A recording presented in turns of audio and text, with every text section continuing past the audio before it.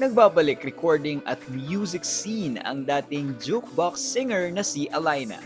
Kwento ni Alina, sobrang na-miss niya ang pagkanta at sinisiguro na muli niyang bubuhayin ang kanyang singing career sa bansa. Overwhelmed kasi yung mga supporters yung nagsasabi sa akin, kumanta ka ulit. Bumalik ka because it's what you love to do. Just do it, do your passion.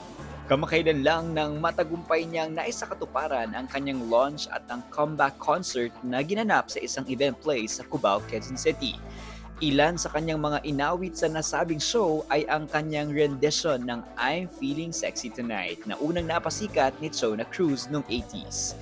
Itinanghal din niya ang kanyang latest single na Dapat Ba Akong Mangarap na likha naman ng veteranong kompositor na si Mr. Ray Valera.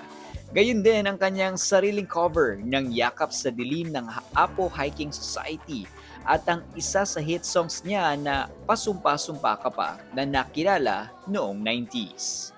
Gusto ko po kayong imbitahan. Ako po si Alina. Na sana po supportahan niyo ako ulit. Nakikita niyo po yung mga kanta ko, yung kahit gaano kalaki, pasumpa-sumpa sa YouTube, Spotify. At makita po tayo palagi ngayon. And thank you. Thank you so much.